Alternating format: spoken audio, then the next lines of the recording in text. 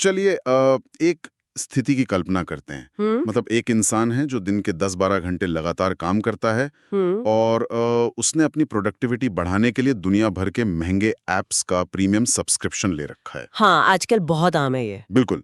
Time management की किताबें पढ़ी हैं और वो इंसान अपनी डेस्क से लंच के लिए भी मुश्किल से ही उठता है, सही बात है, एकदम मशीन की तरह। मशीन की तरह। लेकिन फिर भी दिन के अंत में उसे अक्सर लगता है कि उसने कुछ खास अचीव नहीं किया है, तनाव और भी बढ़ गया है। और वहीं दूसरी तरफ एक ऐसा इंसान है जो उसी ऑफिस में उसी दबाव के बीच काम कर रहा है, जी। लेकिन वो दिन में कई बार अपना काम बीच में छोड़ता है, स्क्रीन से पूरी तरह दूर जाता है, एक ब्रेक लेता है और फिर वापस आकर कहीं ज्यादा फोकस के साथ काम करता है। एग्जैक्टली, और यही यही सबसे बड़ा कॉन्ट्रास्ट है। हाँ, तो आज की हमारी इस गहन चर्चा में हम इसी विरोधाभास को डिकोड करने वाले हैं। हमारे पास जो आज के स्रोत है ना, वो आधुनिक कॉर्पोरेट जीवन की इस भागदौड़ के बीच एक बहुत ही पुराने और गहरे आध्यात्मिक अनुशासन को बनाए रखने पर बात करते हैं। बिल्कुल। विशेष रूप से काम के दौरान नमाज यानी सलाह को नियमित रूप से कैसे कायम रखा जाए। स्रोत एक बहुत ही दिलचस्प नजरिया सामने रखता है कि ये कोई धार्मिक ड्यूटी मात्र नहीं है जिसे बस निपटाना है। हाँ, वो चेक बॉक्स नहीं है बस हाँ, एक। चेकबॉक्स नहीं है, बल्कि ये एक ऐसा टूल है जो आपको मानसिक रूप से रीसेट कर सकता है।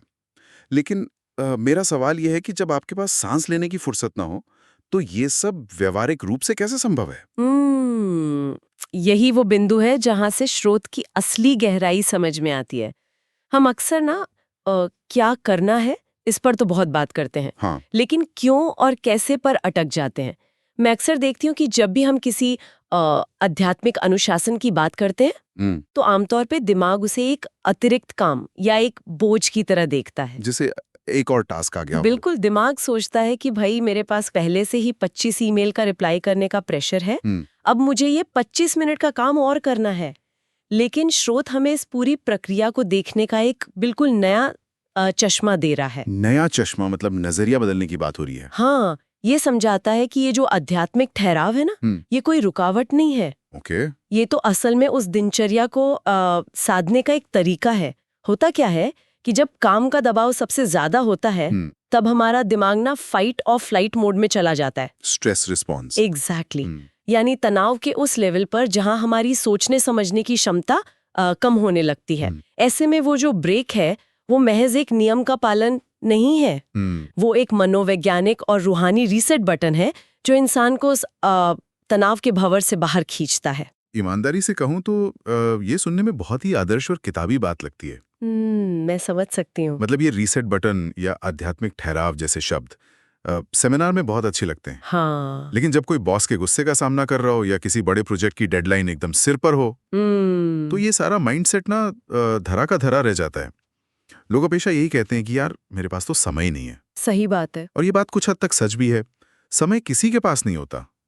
मुझे तो ये बिल्कुल उस जिम वाले उदाहरण जैसा लग रहा है। जिम वाला उदाहरण? हाँ, मतलब जब कोई इंसान कहता है कि दिन भर के काम के बाद शाम को जब समय मिलेगा तब मैं जिम जाऊंगा। हाँ, वो समय कभी नहीं मिलता। एग्जैक्टली।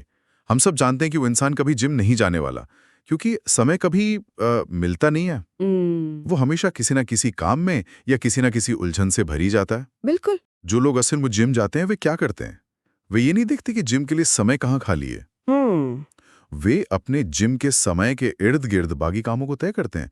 तो क्या स्रोत का जो नजरिया है वो भी नमाज के लिए इसी तरह के बदलाव की बात कर रहा है? ये जिम वाला उदाहरण ना यहाँ बिल्कुल सटीक बैठता है, और स्रोत भी ठीक इसी मनोविज्ञान की ओर इशारा कर रहा है। स्रोत का सबसे पहला और बुनियादी नियम यही है कि नमाज को दिन के बचे हुए समय में फिट करने की कोशिश करना ही विफलता की सबसे बड़ी वजह है। बचे हुए समय में फिट करना? हाँ, जब तक इंसान ये सोचता है कि मीटिंग के बाद जो 10 मिनट बचेंगे उसमें नमाज पढ़ लूंगा, वो मीटिंग कभी खत्म ही नहीं होती। बिल्कुल, वो मीटिंग कभी समय पर खत्म नहीं होगी।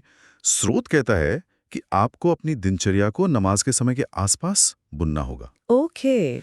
इसे हम प्रोडक्टिविटी या टाइम मैनेजमेंट की भाषा में ना टाइम ब्लॉकिंग कहते हैं। टाइम ब्लॉकिंग, हाँ। लेकिन ये उसका एक बहुत ही उन्नत स्तर है। इसमें पार्किंसंस लॉ का सिद्धांत काम करता है। पार्किंसंस लॉ, इसका इस आध्यात्मिक दिनचर्या से क्या लेना देना है? थोड़ा इसे आसान भाषा में समझाइए। हाँ, तो पार्किंसंस लॉ ये कहता है कि काम उस समय के हिसाब से फैल जाता है जितना समय उसे पूरा करने के लिए दिया गया हो। अच्छा, मतलब अगर आपके पास एक रिपोर्ट बनाने के लिए 4 घंटे हैं, तो मैं उसे 4 घंटे में ही खींचूंगा। एग्जैक्टली आपका दिमाग उसे 4 घंटे में ही पूरा करेगा। लेकिन अगर आपको पता है कि आपके पास सिर्फ 2 घंटे हैं, तो आपका दिमाग अपने आप उन गैर जरूरी चीजों को छांट देगा और फोकस बढ़ा देगा। वाह, ये तो बहुत बहुत प्रैक्टिकल है ना? स्रोत इसी मनोविज्ञान का इस्तेमाल करने की सलाह देता है। जब दिमाग को ये पता होता है कि दोपहर के 1 बजे मुझे हर हाल में अपनी डेस्क से उठना है, बेहतरीन तरीके से इस्तेमाल करना शुरू कर देता है। मतलब आप ज्यादा फोकस्ड हो जाते हैं। बिल्कुल। यानी समय की कमी असल में समय की कमी नहीं है, ये प्राथमिकताओं के स्पष्ट न होने की कमी है। जैसे ही प्राथमिकता बदलती है और एक निश्चित बाउंड्री या सीमा तय होती है, इंसान की कार्य क्षमता अपने आप बढ़ जाती है। अच्छा, तो आप ये कह रही हैं कि इस बाउंड्री के कारण इंसान अपने आप तेज और फोकस्ड हो जाता है। ये दिलचस्प है। हाँ, लेकिन चलिए थोड़ा और व्यवहारिक धरातल पर आते हैं। बिल्कुल। ये जो सोच बदलने वाली बात है ना, ये तब काम करती है जब आपके पास अपने समय का नियंत्रण हो। एक आम कर्मचारी जो लगातार मीटिंग्स में फंसा है, हाँ, या जिसे दिन तारीख का होश नहीं रहता काम के दबाव में, हाँ। वो सिर्फ माइंडसेट के सहारे कैसे टिक सकता है? ऐसे माहौल में इंसान समय कैसे ट्रैक करेगा? ये एक बहुत ही जायज सवाल है और स्रोत इस जमीनी हकीकत को बखूबी समझता है। ओके। इसीलिए स्रोत सिर्फ सोच या दर्शन पर नहीं रुकता, वो आज के दौर के सबसे बड़े हथियार यानी तकनीक के स्मार्ट इस्तेमाल की बात करता है। तकनीक का इस्तेमाल? हाँ, स्रोत विशेष रूप से ना मुस्लिम प्रो या अजान जैसे मोबाइल ऐप्स का उल्लेख करता है जो समय की याद दिलाने का काम करते हैं। देखिए, जब आप मानसिक रूप से थके हुए हों तो अपने दिमाग को ये याद रखने का काम देना कि अब क्या समय हुआ है। ये तो एक और टास्क हो गया दिमाग के लिए। एग्जैक्टली ये एक बेवकूफ़ी भरी रणनीति है। दिमाग को इस याद रखने के बोझ से, जिसे हम कॉग्निटिव लोड कहते हैं, उससे मुक्त करना बहुत ज़रूरी है। अलार्म सेट करना और तकनीक को ये जिम्मेदारी सौंपना इस बात का एक ठोस समाधान है। लेकिन यहाँ मुझे एक बहुत बड़ी समस्या नजर आ रही है। क्या? तकनीक और खासकर हमारा मोबाइल फोन ही तो आज के समय में हमारे डिस्ट्रैक्शंस या ध्यान भटकने की सबसे बड़ी वजह है ना। ये तो है। जिस डिवाइस पर आपके बॉस का ईमेल पॉपअप हो रहा है, हाँ। जिस पर व्हाट्सएप के अनगिनत मैसेज आ रहे हैं, उसी पर अगर नमाज का अलार्म भी बजेगा, तो क्या ये इंसान को और ज्यादा कंफ्यूज या तनावग्रस्त नहीं कर देगा? मतलब फोनी बीमारी है और फोनी इलाज, ये कैसे संभव है? यही तो वो बारीक रेखा है जिसे समझना जरूरी है। फोन अपने आप में ना तो बीमारी है और ना ही इलाज, वो सिर्फ एक टूल है। टूल है। और स्रोत इस बात को बहुत स्पष्ट करता है कि तकनीक का स्मार्ट इस्तेमाल क्या होता है। कैसे? जब अलार्म बजता है तो उसका मतलब ये नहीं है कि आपको कीबोर्ड छोड़ के उसी सेकंड भागना है। अच्छा। वो अलार्म एक पैटर्न इंटरप्ट की तरह काम करता है। मनोविज्ञान में ना पैटर्न इंटरप्ट का मतलब है किसी लगातार चल रहे विचार श्रृंखला को तोड़ना। ओके, मतलब जो स्ट्रेस का लूप चल रहा है उसे ब्रेक करना। बिल्कुल। जब आप तनाव में डूब रहे होते हैं तो वो अलार्म आपको उस भंवर से बाहर निकाल कर याद दिलाता है कि आपके पास एक ऐसी योजना है जो इस तनाव से बड़ी है। लेकिन आपकी बात सही है कि अगर आप अलार्म बजने पर फोन उठाकर ईमेल पढ़ने लगे तो फिर सब खत्म। हाँ, तो सारा उद्देश्य ही खत्म हो जाएगा। जी। और यहीं पर स्रोत एक और बहुत महत्वपूर्ण मनोवैज्ञानिक हैक पेश करता है। क्या है वो? जो है स्थान का पहले से चुनाव। स्थान का चुनाव? आप मतलब उस जगह की बात कर रही हैं जहां इंसान को प्रार्थना करनी है? हाँ, बिल्कुल। इसका फोन के डिस्ट्रैक्शन से क्या संबंध है? बहुत गहरा संबंध है। इसे मनोविज्ञान में डिसीजन फटीग या निर्णय की थकान कहा जाता है। Decision fatigue. होता क्या है कि हम दिन भर में हजारों छोटे बड़े फैसले लेते हैं। बिल्कुल। और हर फैसले के साथ ना हमारे दिमाग की ऊर्जा खर्च होती है। अब सोचिए जब फोन पर अलार्म बजता है और इंसान को उस समय ये सोचना पड़े कि मैं कहाँ जाऊं, क्या वो वाला मीटिंग रूम खाली होगा? हाँ। या मुझे सीढ़ियों के पास वाले कोने में जाना चाहिए? Exactly. कोई मुझे देख तो नहीं लेगा? ये सारे सवाल दिमाग पर इतना बोझ डाल देते हैं कि थका हुआ दिमाग सबसे आसान रास्ता चुनता है। और आसान रास्ता है कि छोड़ो बाद में कर लेंगे। बिल्कुल, छोड़ो बाद में कर लेंगे। इसीलिए स्रोत बहुत जोर देकर कहता है कि अगर आप ऑफिस में हैं या कहीं बाहर हैं तो आपको ये फैसला पहले से करके रखना चाहिए। अब मैं समझ रहा हूँ।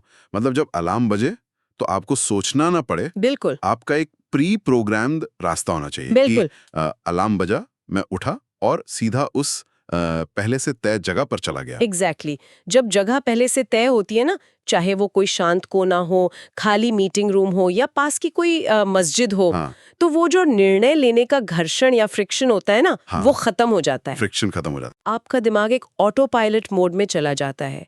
आपने अलार्म को अपनी योजना के साथ जोड़ दिया है, इसलिए अलार्म अब डिस्ट्रैक्शन नहीं बल्कि एक स्पष्ट रास्ते का ट्रिगर बन जाता है। ट्रिगर बन जाता है। स्रोत ये भी सुझाव देता है कि इसे एक छोटे से ब्रेक के रूप में लेना चाहिए, जैसे लोग कॉफी ब्रेक लेते हैं ना। हाँ, बिल्कुल कॉफी ब्रेक की तरह। जब आप इसे इस तरह से फ्रेम करते हैं तो ऑफिस के माहौल में इसे अपनी दिनचर्या का हिस्सा बनाना बहुत आसान हो जाता है। ये जो फ्रिक्शन या रुकावट वाली बात है ना, ये मुझे बहुत ही दिलचस्प लग रही है। क्योंकि अक्सर ऐसा होता है कि सब कुछ तय होता है, अलार्म भी बजता है, जगह भी तय है, लेकिन शरीर साथ नहीं देता। हाँ, वो आलस आ जाता है। कुर्सी से उठने का मन ही नहीं करता। ये जो शारीरिक जड़ता या आलस है ना, वो सारी प्लानिंग पर पानी फेर सकता है। बिल्कुल फेर सकता है। काम की जो एक फ्लो स्टेट होती है उसे तोड़ने का दिल नहीं करता। मुझे यहाँ सुबह सुबह दौड़ने जाने वालों की एक बहुत ही कारगर आदत याद आ रही है। वो जूते और कपड़ों वाली बात। बिल्कुल वही। मतलब जो लोग सच में हर सुबह दौड़ने जाते हैं, वे सुबह उठकर ये नहीं सोचते कि कपड़े कहाँ हैं, मोजे कहाँ हैं। हाँ, वे सब रात में निकाल के रखते हैं। एग्जैक्टली वे रात को ही अपने दौड़ने वाले जूते और कपड़े अपने बिस्तर के ठीक पास निकाल कर रख देते हैं। सुबह जब आंख खुलती है तो उनके सामने कोई रुकावट नहीं होती, उन्हें कुछ खोजना नहीं पड़ता। तो क्या काम के बीच आने वाले इस आलस्य को हराने के लिए स्रोत भी किसी इसी तरह के तरीके की बात करता है? 100%। और स्रोत में जिन बातों का जिक्र है ना, उन्हें हम माइक्रो हैबिट्स या छोटी छोटी आदतें कह सकते हैं। Micro habits, okay. स्रोत बहुत ही व्यवहारिक स्तर पर 2 महत्वपूर्ण उदाहरण देता है। पहला, वुदू करके रखना। आज जो लोग इस शब्द से अपरिचित नहीं है, उनके लिए बता दूं कि वुजू नमाज से पहले की जाने वाली एक शारीरिक सफाई और पवित्रता की प्रक्रिया है, जिसमें हाथ मुंह धोना शामिल होता है। हाँ, जिसमें हाथ, मुंह, पैर आदि को धोया जाता है। स्रोत सुझाव देता है कि अगर संभव हो तो इंसान को अपना वुजू पहले से ही बनाए रखने की कोशिश करनी चाहिए। ओके।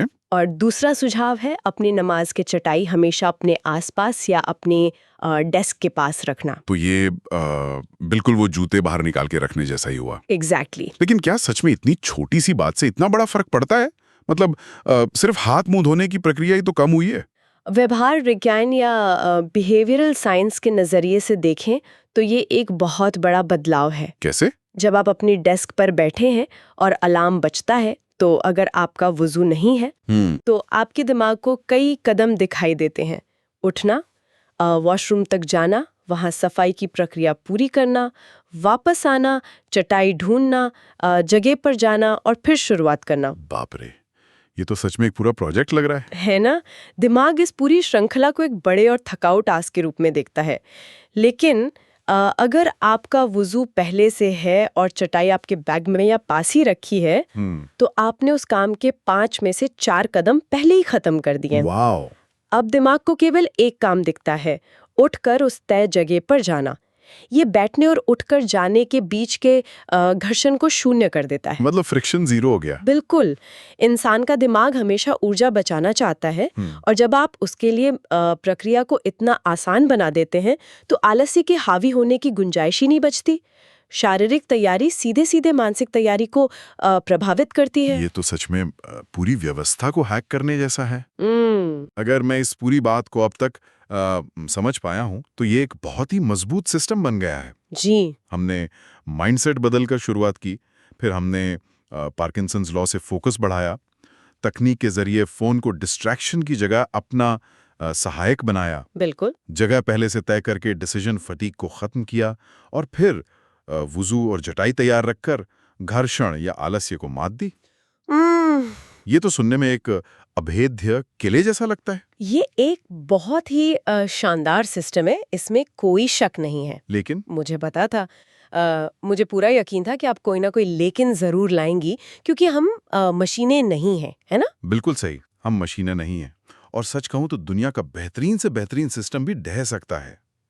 आप अपने फोन को म्यूट कर सकते हैं या डू नॉट डिस्टर्ब पर डाल सकते हैं। आप उस खाली मीटिंग रूम के पास से रोज गुजर सकते हैं और अंदर नहीं जाएंगे। हाँ, हम उसे इग्नोर कर सकते हैं। बिल्कुल, आप अपनी डेस्क पर रखी चटाई को महीनों तक नजरअंदाज कर सकते हैं जब काम का दबाव अपने सबसे क्रूर रूप में हो ना। जब आपकी नौकरी दांव पर लगी हो, जब वही क्लाइंट चिल्ला रहा हो, हाँ, तब तो सब भूल जाता है इंसान। तब तो सब भूल जाता है तब इंसान। ये सब मनोवैज्ञानिक हैक्स और तकनीकें बहुत छोटी और बेमानी लगने लगती हैं। सही बात है। ऐसे समय में इस पूरी व्यवस्था को टूटने से बचाने वाली वो कौन सी चीज है? कोई तो ऐसी धुरी होगी जिस पर ये पूरा अनुशासन टिका है। जिस सवाल मुझे सच में झकझोर रहा है, क्योंकि मैंने खुद हजारों प्रोडक्टिविटी सिस्टम ट्राई किए हैं और जब असली तनाव आता है ना तो सब फेल हो जाते हैं। स्रोत इस सबसे कमजोर और सबसे महत्वपूर्ण कड़ी के बारे में क्या कहता है? वो कौन सी चीज है जो आपको स्नूज बटन दबाने से रोकती है? स्रोत इस चर्चा का समापन जिस विचार के साथ करता है ना, वो इस पूरी बातचीत का सबसे गहरा और रूहानी पहलू है। वो क्या है? वो शब्द है नियत, जिसका मतलब है इरादा या इंटेंशन। स्रोत इस बात पर जोर देता है कि अगर नियत मजबूत नहीं है तो बाकी सारे सिस्टम ताश के पत्तों की तरह ढह जाएंगे। लेकिन नियत तो एक बहुत ही अमूर्त सी चीज है ना। मतलब मैं ये चाहता हूं कि मैं रोज सही समय पर ये आध्यात्मिक अनुशासन निभाऊं। क्या ये चाहना ही नियत है? नहीं। चाहना और नियत में जमीन आसमान का फर्क है। क्या फर्क है? चाहने का मतलब है कि अगर परिस्थितियां अनुकूल हुई तो मैं ये काम करूंगी। लेकिन नियत एक गहरा संकल्प है। ओके। स्रोत के अनुसार नियत ये गहरा यकीन है कि नमाज कोई ऐसा काम नहीं है जो मुझे अपनी टू डू लिस्ट से काटना है, बल्कि ये सीधे तौर पर उस सर्वोच्च शक्ति यानी अल्लाह से जुड़ने का जरिया है। इसे थोड़ा मनोवैज्ञानिक नजरिए से समझिए। हाँ, बताइए। जब आप किसी सांसारिक काम को एक बहुत बड़े उच्च आध्यात्मिक उद्देश्य के साथ जोड़ देते हैं ना, तो आपके दिमाग का तनाव को देखने का नजरिया ही बदल जाता है। ये बात मुझे थोड़ी और अस्पष्टता से समझनी है। कैसे नजरिया बदल जाता है? देखिए, जब इंसान कॉर्पोरेट दुनिया के तूफानों में घिरा होता है, डेडलाइंस, मीटिंग्स, प्रेशर, बिल्कुल, तो वो खुद को एक समुंदर में डूबता हुआ महसूस करता है। अगर उसकी नीयत सिर्फ ड्यूटी पूरी करने की है, तो वो अलार्म उसे उस तूफान में एक और लहर की तरह लगेगा जो उसे परेशान कर रही है। मतलब एक और सिरदर्द। एग्जैक्टली। लेकिन अगर उसकी नीयत साफ और गहरी है, अगर उसे ये यकीन है कि ये आध्यात्मिक ठहराव उसे उस रचयिता से जोड़ता है जो इस पूरी दुनिया को चला रहा है, तो वो अलार्म उसे कोई रुकावट नहीं लगेगा। वो अलार्म उसे उस तूफान में एक लाइफ जैकेट या एक एंकर की तरह महसूस होगा। वाह, एक एंकर। वो ठहराव उसे इस बात का एहसास कराता है कि दुनिया के ये सारे तनाव, ये सारी डेडलाइंस उस बड़ी तस्वीर के सामने बहुत छोटी हैं। ये जो ठहराव है, ये इंसान को उस निजी और शांतिपूर्ण जगह पे ले जाता है जहां ऑफिस का कोई भी तनाव प्रवेश नहीं कर सकता। ये सच में एक बहुत ही शक्तिशाली विचार है। मतलब वो रुकावट असल में एक बचाव है। बिल्कुल। जब इंसान इस यकीन के साथ अपनी कुर्सी से उठता है तो वो काम से भाग नहीं रहा होता। वो असल में खुद को रिचार्ज करने जा रहा होता है। और मैंने खुद ये महसूस किया है कि जब आप किसी भी समस्या से पूरी तरह कटकर कुछ देर के लिए बाहर चले जाते हैं, हाँ, और फिर वापस आते हैं, तो आपकी सोच बहुत स्पष्ट होती है। आपको वे समाधान दिखाई देने लगते हैं जो लगातार स्क्रीन घूरने से कभी नहीं दिखते। बिल्कुल। और स्रोत भी यही निष्कर्ष निकालता है कि बाहरी दुनिया चाहे कितनी भी तेज क्यों ना भाग रही हो, बाहरी शोर कितना भी ज्यादा क्यों ना हो, अगर भीतर का इरादा, नियत मजबूत है तो इंसान अपने लिए रास्ते खुद ब खुद बना लेता है। ये सिर्फ समय के प्रबंधन की बात नहीं रह जाती, ये ऊर्जा के प्रबंधन की बात है। एग्जैक्टली। ये खुद की ऊर्जा और मानसिक स्थिति के प्रबंधन की बात बन जाती है। जब आपकी नियत ये होती है कि आपको हर हाल में इस शांति के पलों को हासिल करना है, तो अलार्म, जगह, वुजू, ये सब महज उस बड़े उद्देश्य तक पहुंचने के साधन बन जाते हैं। ईमानदारी से कहूं तो मैंने इसे पहले कभी इस नजरिए से नहीं देखा था। ये सिर्फ एक धार्मिक क्रिया को निभाने की बात नहीं है। ये एक इंसान के रूप में खुद को रोजमर्रा के पागलपन से बचाए रखने का एक पूरा ब्लूप्रिंट है। बिल्कुल सही कहा। चलिए, आज हमने जो भी समझा है उसे एक बार संक्षेप में देख लेते हैं। हमने समझा कि सबसे बड़ी चीज है अपनी सोच और प्राथमिकताओं को बदलना। हमें बचे हुए समय में अपने आध्यात्मिक कार्यों को नहीं खोजना है, बल्कि उन कार्यों के आसपास अपने दिन को प्लान करना है, जिससे काम की गति भी बढ़ती है। जी, पार्किंसंस लॉ। हाँ, पार्किंसंस लॉ। हमने देखा कि तकनीक को अपना दुश्मन नहीं, बल्कि मुस्लिम प्रो जैसे ऐप्स के जरिए एक सहायक ट्रिगर बनाना चाहिए। हमने निर्णय की थकान को कम करने के लिए पहले से जगह तय करने का विज्ञान समझा। हमने ये भी जाना कि वुजू को कायम रखने और चटाई पास रखने जैसी छोटी आदतों से कैसे उस शारीरिक घर्षण या आलस्य को खत्म किया जा सकता है जो हमें उठने से रोकता है। बिल्कुल। और इन सब व्यवस्थाओं को जोड़े रखने वाली असली ताकत हमारी नीयत, हमारा वो गहरा आध्यात्मिक संकल्प जो हमें बताता है कि ये ब्रेक कोई रुकावट नहीं, बल्कि एक लाइफलाइन है। ये एक बहुत ही सटीक और व्यापक सारांश है। इस पूरे स्रोत का सार ही यही है कि आध्यात्मिक जीवन और सांसारिक जीवन दो अलग-अलग डिब्बे नहीं हैं जिन्हें आपको अलग-अलग रखना है। ये दोनों एक दूसरे को संतुलित करते हैं। और इसी बात से जुड़ा हुआ एक विचार मैं आज हमारे श्रोताओं के सामने रखना चाहता हूँ। जी।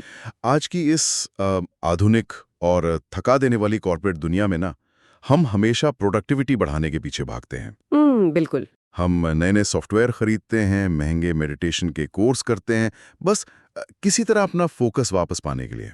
लेकिन आज के इस स्रोत और हमारी चर्चा से एक बात बहुत स्पष्ट रूप से निकल कर आती है। नमाज इंसान को एक नियमित रूहानी सुकून और एक गहरा अनुशासन देती है। तो क्या ये संभव है कि दिन भर मशीन की तरह काम करने और स्क्रीन से चिपके रहने के बजाय हाँ, काम के बीच में लिया गया ये आध्यात्मिक ठहराव या स्पिरिचुअल पॉज ही असल में वो सबसे बड़ा और असली प्रोडक्टिविटी बूस्टर हो? वाओ, ये सोचने वाली बात है। क्या दुनिया के इस शोर शराबे से पूरी तरह कट कर दिन में कुछ पलों के लिए एक उच्च चेतना से जुड़ना ही हमारी असली क्षमता को बाहर लाने की कुंजी है?